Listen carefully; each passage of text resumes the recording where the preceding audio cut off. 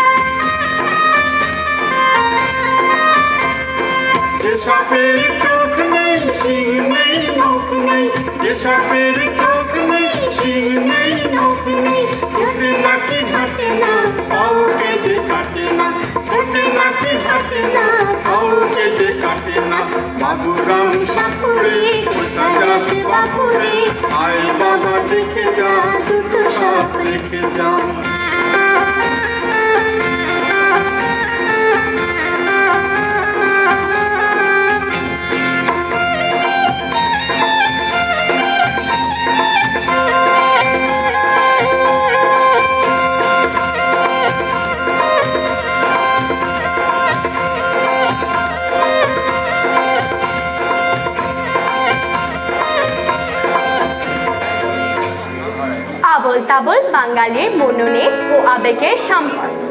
বইটির রচয়িতা কবি সুকুমার রায় বাংলা সাহিত্যের এক বিরল ব্যক্তিত্ব। বইটি 46টি কবিতার সংকলন, যা আমাদের আজগুবি উদ্ভট কল্পনার জগতের সঙ্গে পরিচয় করিয়ে দেয়। এই জগতে যেমনই আছে অজানা সব নামের প্রাণী, তেমনই আছে অজানা সব মানুষের কাণ্ড কারখানা। বইটির ভূমিকায় কবির কৈফিয়তটি সবাইকে মনে করিয়ে দিই, যাহা আজগুবি, যাহা উদ্ভট, যাহা অসম্ভব, তাহাদের লইয়াই এই পুস্তকের কারবার। ইহা খেয়াল রসের বই, সেই রস যাহারা উপভোগ করিতে পারেন না, এই পুস্তক তাহাদের জন্য নহে। গত বছর অর্থাৎ 2023 সালের সেপ্টেম্বর মাসে এই বইটি তার 100 বছর পার করল। সেই কথা স্মরণ করেই আবুল তাবুল বইটিকে কেন্দ্র করে আমাদের আজকের এই বিশেষ সুকুমার যাপন শুরু হচ্ছে। মত্ত মাদল আবুল তাবুল।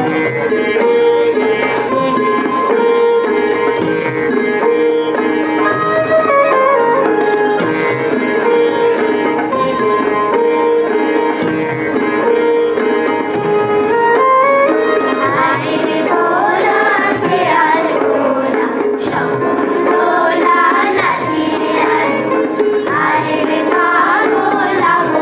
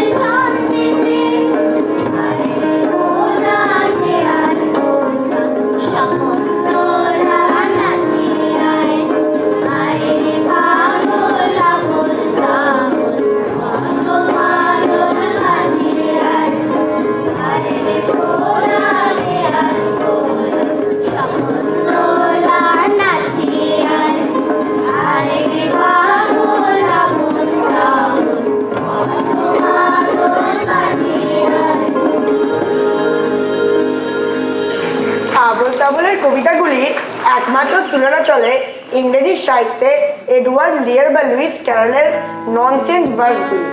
বাংলা সাহিত্যে তার অবদান অতুলনীয়। এবারে শুনুন পরবর্তী কবিতা মেঘমুলুকে।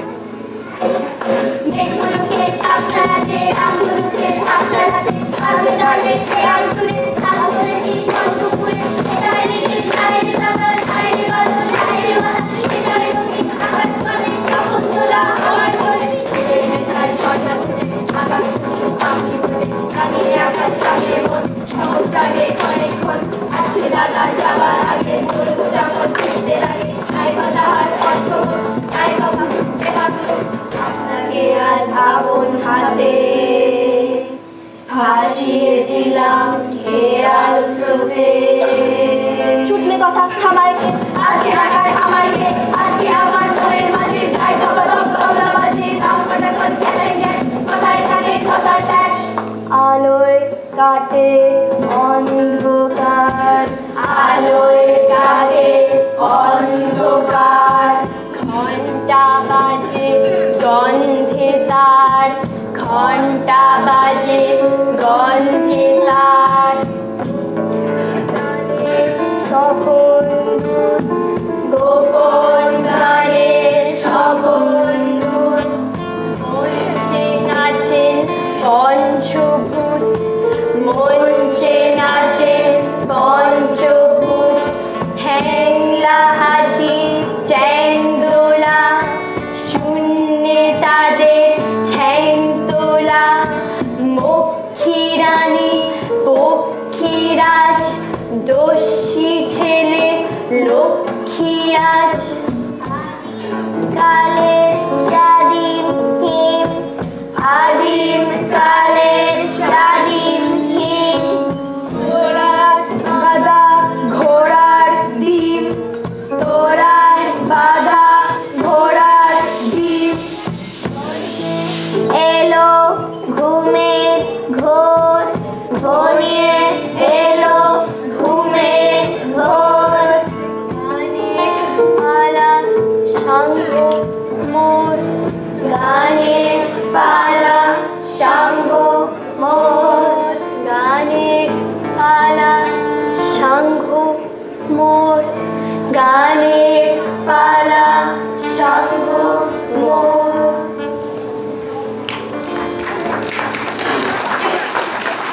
শুনলেন আবোল তাবোলের দুটি কবিতা। কবিতা দুটিতে সুকুমার ভবিষ্যতের বিপুল সম্ভাবনার কথা বলেছে। সুকুমার রায় এই বইটিতে এক ননসেন্সের জগৎ সৃষ্টি করেছেন, যেখানে প্রাণীরা তার কল্পনায় হয়ে উঠেছে অভিনব, যার সঙ্গে বাস্তবের কোনো মিল নেই। তার প্রাণীরা বেশিরভাগই তেমন একটা ভয়ঙ্কর না। চলুন শোনা যাক উকোমুকো হ্যাংলা আর রামগরুয়ের ছানা। মুখো হ্যাংলা বাড়ি তার বাংলা, মুখে তার হাসি নাই, দেখেছো দেখেছো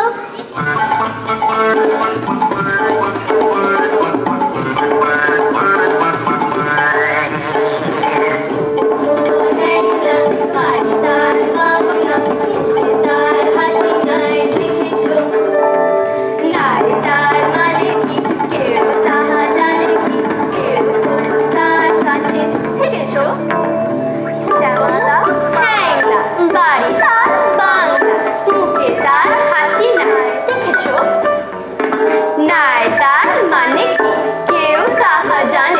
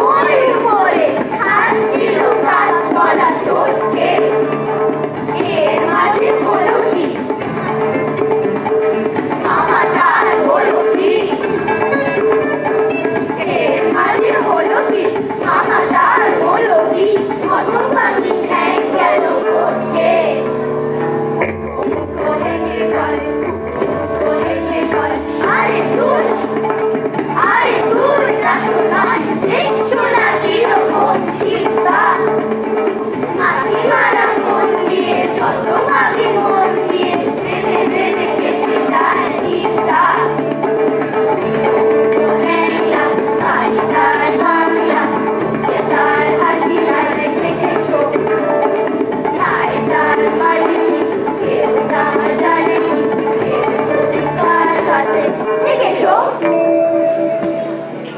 এবারে শুনুন পরবর্তী কবিতা রামগরুর এক ছানা।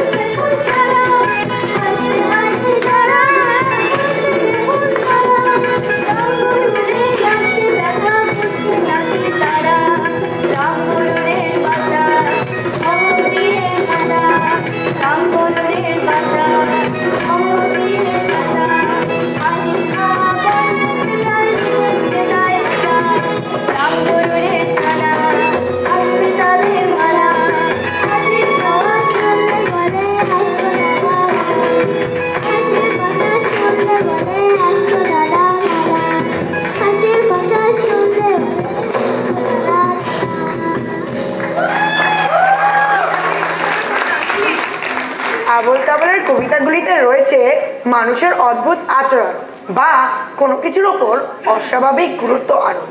বইটিকে আজব চিড়িয়াখানা বলা যেতেই পারে। পরবর্তী কবিতা শুধুই যে একটি উদ্ভট কৌতুক রসের কবিতা তা নয়, এটি প্রশাসনিক দুর্নীতির চেহারাটিকে উন্মুক্ত করে দেয়। তো না দেখিয়ে রাজনৈতিক অসঙ্গতির বিরুদ্ধে সোচ্চার হবার বার্তাটুকু পৌঁছে দেয়। কি গন্ধ শুকে মরতে হবে, এ আবার কি আহ্লাদ! দুনিয়ায় কত রকম গন্ধ, ফুলের গন্ধ, খাবারের গন্ধ, আবোল তাবোলের গন্ধ, কিন্তু গন্ধ শুকবে কে? শুনুন গন্ধ বিচার। সিংহাসনে বসলো রাজা, বাজলো কাসর ঘন্টা, ছটপটিয়ে উঠল কেঁপে মন্ত্রী বুড়োর মনটা। বললে রাজা, মন্ত্রী তোমার জামায় কেন গন্ধ? মন্ত্রী বলে, এসেন্স দিচ্ছি, গন্ধ তো নয় মন্দ। রাজা বলে, মন্দ ভালো দেখুক সুখে বদ্যি। বদ্যি বলে, আমার নাকে হ্যাঁ বেজায় হলো সর্দি। রাজা বলেন, আসুক তবে রামনারায়ণ পাত্র। পাত্র বলে, নস্যি নিলাম এক্ষুনি এই মাত্র। নস্যি দিয়ে বন্ধ যে নাক, গন্ধ কোথায় ঢুকবে? রাজা বলেন, কোটাল তবে এগিয়ে এসো শুকবে।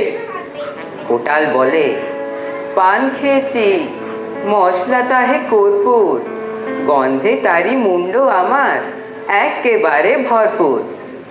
রাজা হাঁকেন, বোলাও তবে শের পালোয়ান ভীম সিং। ভীম বলে, আজ করছে আমার সমস্ত গা ঝিমঝিম, রাত্রে আমার বোখার হলো, বলছি হুজুর ঠিক বাত। বলেই শুলোর আচ্ছা ভাতে চক্ষু বোঝে চিৎপাত। রাজার শালা চন্দ্রকেতু, তাকেই ধরে শেষটা। বলল রাজা, তুমি না হয় করো না ভাই চেষ্টা। চন্দ্র বলে, মারতে চাও তো ডাকাও না কো জল্লাদ, গন্ধ সুখে মরতে হবে, এ আবার কি আহ্লাদ। ছিল হাজির বৃদ্ধ নাজির, বয়সী তার 90। ভাবলো মনে, ভয় কেন আর, একদিন তো মরবই।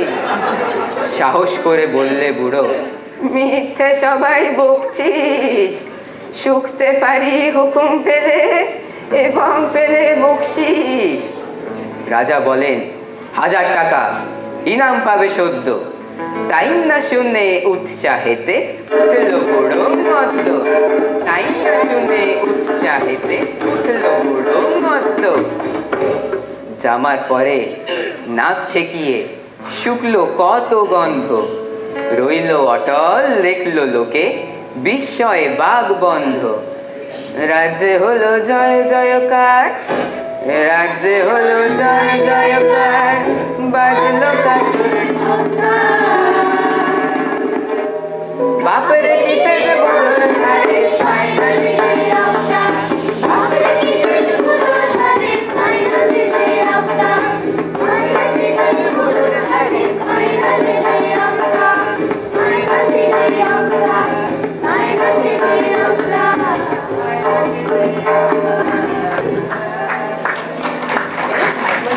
উত্তরাধিকার সূত্রে সুকুমার রায় সাহিত্যবোধ, চিত্রশিল্পে দক্ষতা ও বিজ্ঞান চেতনা নিয়ে জন্মেছিলেন।